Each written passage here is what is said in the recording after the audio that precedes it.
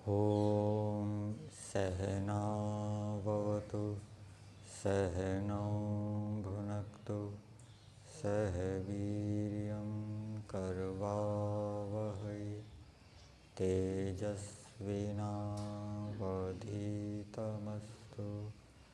मा विद्विषावहै। ॐ शांति शांति शांति।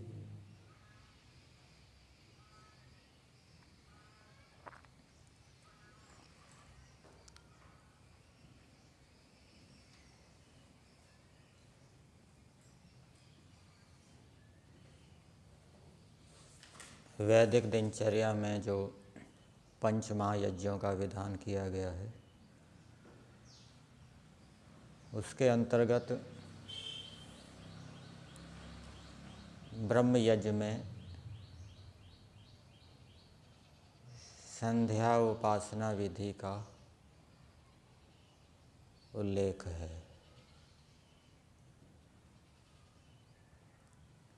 संध्या उपासना में उपस्थान मंत्र के अंतर्गत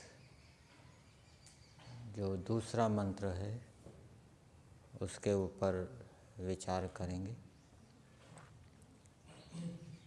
मंत्र है उदुत्यम जात वेदसम देवं वहन्ति केतवः दृशे विश्वाय सूर्यम। यह यजुर्वेद के 33वें अध्याय का मंत्र है और इस मंत्र में परमेश्वर अपने विषय में बता रहे हैं कि हे मनुष्यों, मैं जात वेद हूँ, अर्थात मैंने चारों वेदों को प्रकट किया है। इस संसार के अंदर उत्पन्न जितने पदार्थ हैं उनको मैं जानता हूँ। इस संसार के अंदर विद्यमान सभी पदार्थों को मैं प्राप्त हूँ, सब में व्याप्त हूँ, सबके साथ विद्यमान हूँ। और ये जो उत्पन्न हुआ जगत है ये मेरा धन है। मैं इस जगत रूपी धन का स्वामी हूँ। और दूसरी बात परमेश्वर ने इस मंत्र में अपने विषय में बताई कि मैं देव हूँ, अर्थात देवों का भी देव। इस संसार के अंदर जितने भी दिव्य गुण वाले पदार्थ हैं, चाहे जड़ पदार्थ हैं चाहे चेतन पदार्थ हैं, अनेक दिव्य औषधियाँ हैं, अनेक दिव्य अन्न हैं, अनेक दिव्य फल हैं, अनेक दिव्य खनिज हैं। उनके अंदर जो जो दिव्य गुण हैं वो मैंने स्थापित किए हैं, मैंने उत्पन्न किए हैं। इसी प्रकार से जो दिव्य प्राणी हैं, गाय आदि पशु, जिनके अंदर दिव्य गुण हैं वो भी मैंने स्थापित किए। मनुष्यों में जो दिव्य गुणों से युक्त हैं, धार्मिक हैं, पुरुषार्थी हैं, सहनशील हैं, तपस्वी हैं, योगी हैं, अनेक विद्याओं से युक्त हैं, उन दिव्य गुणों से युक्त मनुष्यों को भी मैंने दिव्य गुण दिए हैं।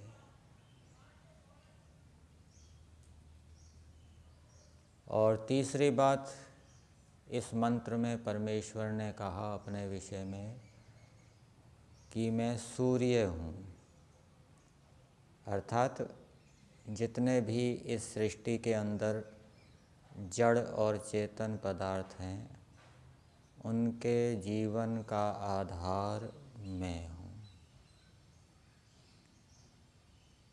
और अगली बात परमेश्वर ने बताई, केतवः उद्वहन्ति, अर्थात श्रुति वेद जिनको मैंने प्रकट किया है वो वेद मेरे को जनाते हैं, मेरे गुण कर्म स्वभावों को जनाते हैं। केतवा का दूसरा अर्थ किया है महर्षि दयानंद जी ने। इस सृष्टि के अंदर जो विविध रचना आदि गुण हम देखते हैं वो गुण भी मेरे को जनाते हैं। सृष्टि के अंदर सृष्टि के जो गुण कर्म स्वभाव हैं वो भी मेरे को जनाते हैं। जैसे सृष्टि के अंदर लोक लोकांतर नियम से भ्रमण करते हैं, नियम से ऋतुएं आती है, नियम से रात दिन आते हैं, तो ये जो सृष्टि की विशेषता है ये मेरे को जनाती है। अर्थात कि मैं परमेश्वर अपने कामों को नियम से करता हूँ, मेरे नियम हैं, व्रत हैं। इसी प्रकार से मनुष्य आदि प्राणी भी आँखों से देखते हैं, कानों से सुनते हैं। कभी आँखों से सुनने का या कानों से देखने का काम नहीं देखा जाता, ये नियम भंग सृष्टि के अंदर नहीं होता। जैसे सृष्टि के नियम अटल है वैसे ही मेरे परमेश्वर के भी नियम अटल है। वेद भी मेरे को जनाते हैं। जो वेदों के ठीक ठीक अर्थ को जानता है वो वेदों के माध्यम से वेदों को पढ़कर ईश्वर के विषय में जानता है कि ईश्वर कैसा है। जैसे यजुर्वेद के 40वें अध्याय में 8वें मंत्र में आता है, स परेगा शुक्रम अकायम अवर्णम असनावीरम। इसी प्रकार से और मंत्रों में भी ईश्वर की विशेषताएं बताई गई है कि ईश्वर सर्वशक्तिमान है, दयालु है, न्यायकारी है, सर्वव्यापक है, सर्वद्रष्टा है, सारी सृष्टि को उत्पन्न करने वाला है, सारी सृष्टि का स्वामी है, शीघ्रकारी है, आदि आदि। संसार सृष्टि के गुण कर्म भी ईश्वर को जनाते हैं। हम भूमि के अंदर एक बीज डालते हैं, उससे अनेक बीज उत्पन्न होते हैं। फल फूल औषधि वनस्पतियाँ जितनी भी होती है वो यदि उनको अच्छी खाद दी जाए, अच्छी जलवायु में रहें तो बहुत फल उनके अंदर लगते हैं। तो ये प्रदर्शित करता है कि परमेश्वर बहुत देने वाला है। वेद में भी परमेश्वर को भूरी दा कहा है, बहुत देने वाला। इसी प्रकार से इस सृष्टि के पदार्थों को बनाने में अनेक विद्याओं का उपयोग हुआ है। गणित विद्या है, रसायन विद्या है, भौतिक विद्या है, खगोल विद्या है, भूगोल विद्या है, चिकित्सा विद्या है, आदि आदि। तो इन सृष्टि के पदार्थों को, जड़ चेतन पदार्थों को देखकर हमें बोध होता है कि ईश्वर अनेक विद्याओं से युक्त है। तो परमेश्वर मनुष्यों को कह रहे हैं कि वेद मेरे को जनाते हैं, केतवः उद्वहन्ति। तो इससे क्या संकेत निकल रहा है कि मनुष्यों को वेद पढ़कर परमेश्वर को जानना चाहिए। और केतवा का दूसरा अर्थ जगत भी परमेश्वर को जनाता है। तो मनुष्यों को जगत के माध्यम से भी परमेश्वर को जानना चाहिए। जो मनुष्य विद्या से युक्त नहीं है, अनपढ़ है, गंवार है, कुछ पढ़ा लिखा नहीं है, किसी से कुछ शिक्षा जिसने प्राप्त नहीं की, ऐसा गंवार जंगली मनुष्य संसार को देखकर, खा पी कर ईश्वर के विषय में कुछ नहीं जान सकता, कुछ कल्पना नहीं कर सकता। इसलिए संसार को देखकर भी ईश्वर को वही जान सकता है जो विद्या से युक्त है। जिसके पास विद्या नहीं है वो संसार को देखकर ईश्वर के विषय में नहीं जान सकता। वेदों के अंदर जो ईश्वर का वर्णन है वो शब्द प्रमाण के रूप में कहा जाता है, और संसार को देखकर जो हम ईश्वर को जानेंगे वो अनुमान प्रमाण से जानेंगे या उपमान प्रमाण से जानेंगे। और संसार ईश्वर को जनाता है। संसार के अंदर बड़े बड़े योगी विद्वान हैं जिन्होंने ईश्वर के विषय में प्रत्यक्ष किया है या अनुमान से जाना है, तो वो भी मनुष्यों के कल्याण के लिए ईश्वर के विषय में बताते हैं कि ईश्वर ऐसा है। जैसे योग दर्शन के अंदर महर्षि पतंजलि जी ने ईश्वर के विषय में बताया, क्लेश कर्म विपाक आशयी अपरामृष्टा पुरुष विशेषा ईश्वर। तो सृष्टि ईश्वर को जनाती है, मतलब सृष्टि के अंदर रहने वाले योगी विद्वान लोग भी ईश्वर का प्रत्यक्ष करके या उसको अनुमान से जानकर दूसरे मनुष्यों के कल्याण के लिए, हित के लिए ईश्वर के बारे में बताते हैं। ये ऋषियों के माध्यम से, योगी के माध्यम से। अनुमान प्रमाण से भी हम ईश्वर को जानते हैं। रचना को देखकर रचयिता का ज्ञान होता है, कार्य को देखकर कारण का ज्ञान होता है कि कोई भी जो कार्य पदार्थ है बिना कारण के उत्पन्न नहीं हो सकता। और एक होता है उपमान प्रमाण। संसार के अंदर मनुष्य उत्पन्न होते हैं, मनुष्यों को सामाजिक प्राणी कहा गया है। वो समाज के अंदर रहता है और उत्पन्न होते ही उसका दूसरे मनुष्यों के साथ संबंध जुड़ जाता है। कोई माता होता है, कोई पिता होता है, कोई गुरु आचार्य होता है, कोई मित्र होता है, साथी होता है, बंधु होता है। तो माता की जैसी विशेषताएं होती है अपनी संतान के प्रति, वेद में गाय का उदाहरण दिया गया है एक जगह कि जैसे गाय निस्वार्थ भाव से अपने बछड़े के प्रति प्रेम रखती है, उसका हित चाहती है, इसी प्रकार से ईश्वर भी सभी प्राणियों का, जो कि उसके पुत्र के समान है, हित चाहता है। मनुष्यों के माता पिता भी ऐसे होते हैं। मनुष्यों के माता पिता को देखकर भी हम जान जाते हैं कि ईश्वर का स्वभाव कैसा होगा। माता पिता भी अपने संतानों की उन्नति चाहते हैं, कल्याण चाहते हैं, हित चाहते हैं, सुख चाहते हैं।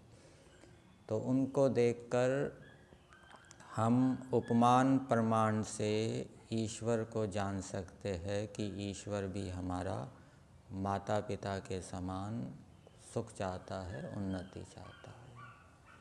संसार के अंदर बंधु होते हैं, भाई होता है और दूसरे संबंधी होते हैं। वो आपत्ति आने पर हमारी रक्षा करते हैं। इसी प्रकार से ईश्वर भी बंधु के समान है। संसार के अंदर मित्र होते हैं एक मित्र दूसरे मित्र की रक्षा करता है, उसको बढ़ाता है, उसके दुर्गुणों को दूर करता है, उसके अंदर अच्छाइयों को लाने का प्रयास करता है, जो सच्चा मित्र है। इसी प्रकार से ईश्वर भी, उपमान प्रमाण से हम जानेंगे, ईश्वर भी मित्र के समान हमारा हित चाहता है। इसी प्रकार से संसार के अंदर राजा प्रजा का संबंध है। जो राजा होता है वो प्रजा का पालन करता है, अनेक प्रकार के नियम व्यवस्थाएं कानून बनाता है प्रजा के हित के लिए, उन्नति के लिए। तो उससे हम उपमान प्रमाण से ईश्वर को भी राजा के रूप में जानेंगे कि ईश्वर भी सारी सृष्टि का राजा है और उसने श्रेष्ठस्थ मनुष्यों के लिए वेद रूपी संविधान दिए हैं, नियम बनाए हैं कि ऐसे चलेंगे तो ये फल मिलेगा, ऐसा चलेंगे तो ये फल मिलेगा।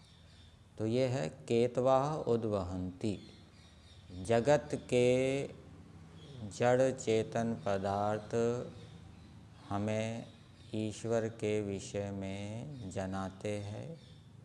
हम जड़ चेतन पदार्थों के माध्यम से, अनुमान प्रमाण से, उपमान प्रमाण से ईश्वर को जान सकते हैं यदि हमारे पास विद्या है।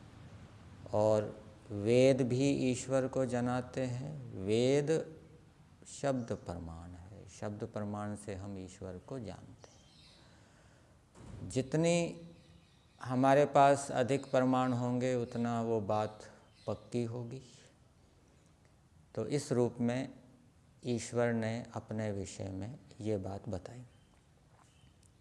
फिर आगे मंत्र में बताया है, दृशे विश्वाय सूर्यम। इस अंश में ईश्वर ने मनुष्यों को प्रेरणा दी है कि हे मनुष्यों, तुम विश्व संपूर्ण विद्याओं को प्राप्त करो, जितना तुम्हारे में सामर्थ्य है। लौकिक विद्याओं को भी प्राप्त करो और पारलौकिक विद्याओं को भी प्राप्त करो। 2 प्रकार की विद्याएं उपनिषदों के अंदर बताई जाती है, पराविद्या और अपराविद्या। तो इस अंश में ईश्वर ने मनुष्यों को पराविद्या और अपराविद्या प्राप्त करने का संकेत किया है, प्रेरणा दी है कि मनुष्यों को इस संसार के अंदर विद्या प्राप्त करनी चाहिए। ये प्रेरणा क्यों दी है? क्योंकि एक श्लोक में लिखा है व्यवहार भानु के अंदर, न विद्या विना सौख्यम नराणाम जायते ध्रुवम। ईश्वर सभी मनुष्यों का स्थायी सुख चाहता है। संसार के अंदर भी मनुष्य स्थिरता से सुख प्राप्त करें और फिर संसार से छूटकर मोक्ष में भी स्थायी सुख को प्राप्त करें। इसलिए इस मंत्र में ईश्वर ने मनुष्यों को दोनों प्रकार की विद्याएं प्राप्त करने की प्रेरणा दी है। और उसको प्राप्त करने के लिए ईश्वर ने कहा है कि मेरी उपासना करो। तो मेरी उपासना किए बिना, मेरी आज्ञा पालन किए बिना, योगाभ्यास आदि किए बिना, अहिंसा आदि धर्मों का पालन किए बिना और वेद आदि शास्त्रों को पढ़े बिना तुम उस विद्या को प्राप्त नहीं कर सकते। तो ये कुछ बातें इस मंत्र में ईश्वर ने बताई है मनुष्यों को। अब जब हम ध्यान के समय इस मंत्र का प्रयोग करेंगे, यद्यपि इसमें प्रथम पुरुष में प्रयोग बताया गया है, इसको मध्यम पुरुष में कर लेंगे समीपता के लिए, संबोधन करते हुए कि हे परमेश्वर। जब हम इस मंत्र का प्रयोग करेंगे अर्थ करते हुए, तो कैसे प्रयोग करेंगे कि हे परमेश्वर, आप जात वेद हैं, आपने चारों वेदों को उत्पन्न किया है, आप सभी उत्पन्न हुए पदार्थों को जानने वाले हैं, आप सभी उत्पन्न हुए पदार्थों में व्याप्त हैं और ये सभी संसार आपका धन है, आपकी संपत्ति है। आप देव हैं, देवों के देव। जितने भी दिव्य गुणों से युक्त इस संसार के अंदर जड़ चेतन पदार्थ हैं, उनके अंदर दिव्य गुणों को आपने ही उत्पन्न किया है। आप सूर्य हैं, जड़ और चेतन जगत के आत्मा हैं। और केतवः उद्वहन्ति, आपने ही हमें यह बोध कराया है कि वेद और ये जो संसार है, ये मेरे गुण कर्म स्वभावों को जनाते हैं। और दृशे विश्वाय सूर्यम, इसलिए हे परमेश्वर,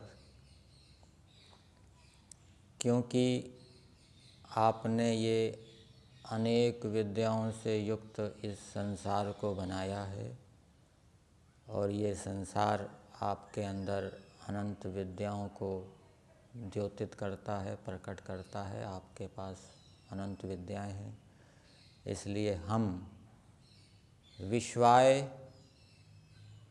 संपूर्ण विद्याओं को दृश्य देखने के लिए, जानने के लिए आपकी उपासना करते हैं।